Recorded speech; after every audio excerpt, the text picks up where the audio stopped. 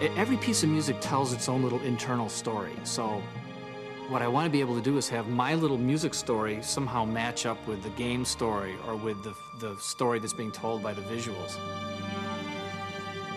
It's a different kind of story than I think you usually encounter in video games. Usually it's a story of a hero who gets stronger and stronger and ultimately defeats this much more powerful foe. The really hard thing about the story is there's so many different ways to tell a story. There's so many different good stories. Telling a story in a game is different than telling a story in a book, because a huge part of the story of a game is just leaning flavor to the times when you're playing it, so that when you're driving around a Warthog with the Marine hanging out the side door and the guy in the back with the chain gun, that you believe that you're on this, alien artifact called Halo circling a gas giant light years away from Earth, and it's context. I guess that's the best way to say it. Don't expect a big welcome. Covenant wiped most of them out before they hit the ground. Well, our characters have flaws. They're not perfect heroes. And really, Halo's story is one about salvation. It's a story of warriors with not a lot of options who have their backs up against the wall and ultimately are trying to set themselves free. Yeah, I don't know if we're crazy or stupid or we just like good stories or what, but we certainly worry about that a lot more than you might think we'd have to in a game that's mostly just about action and about not thinking.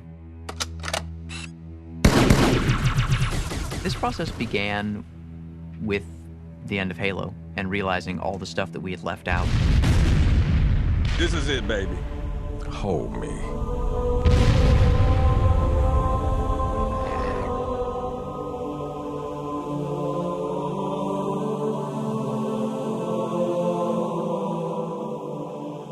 Wow, what did we really want to tell and didn't have time to, and distilling a couple of those core ideas.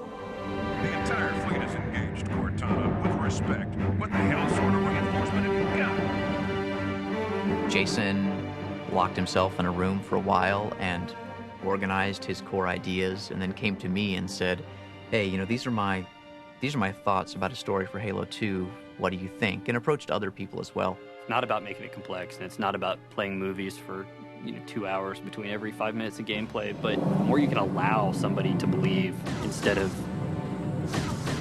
sitting in their living room at 2 a.m. trying to finish some stupid video game. There was this scene which will go down in the untold lore of Bungie, which Miranda strapped a bomb to the Master Chief's back and shoved him down a hole, and it was this horrible scene of betrayal, and Jason was going through a rather difficult breakup at the time. I think that might have had something to do with it. In Halo 1, there was maybe 30 seconds of fun that happened over and over and over and over again. So if you can get 30 seconds of fun, you can pretty much stretch that out to be an entire game. Encountering a bunch of guys, melee attacking one of them before they were aware, throwing a grenade into a group of other guys, and then cleaning up the stragglers before they could surround you. And so you can have all the great graphics and all the different characters and lots of different weapons with amazing effects, but if you don't nail that 30 seconds, you're not going to have a great game. The really important thing to do now is to take all these different disciplines who are all working on their own things, and take all those pieces, take the AI code and the physics and the guys working on the levels, and then you keep doing that. You keep colliding things together until it's a game.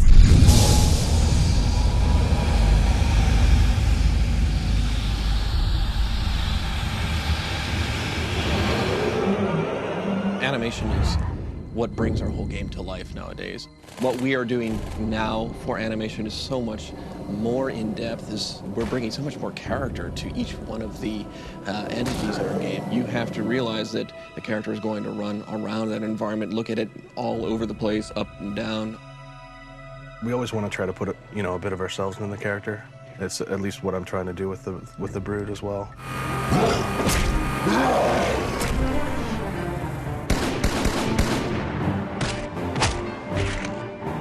What do? I make guns. And so when you get another one of these, you can put that butt in, use it like a pistol, and you'll be able to have one in both hands, right? So you walk around with these two bullet hoses. I draw aliens for a living.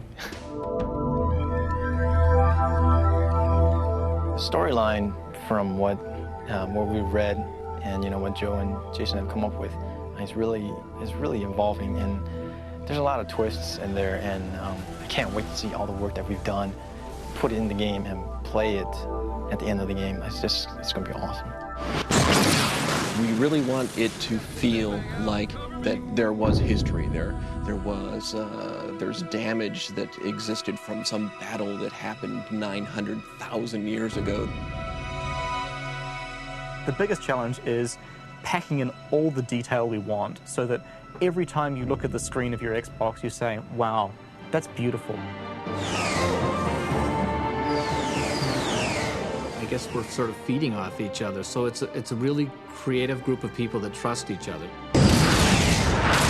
We are the most cynical people. Like, we are the jaded crowd who, if a game doesn't entertain us in 5 minutes, we stop playing it.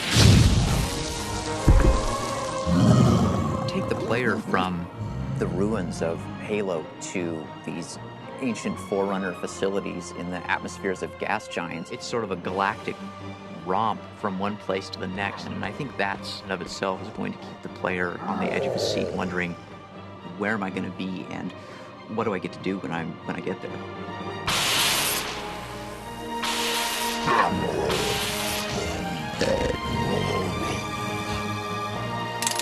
Bet you can't stick it. You're on.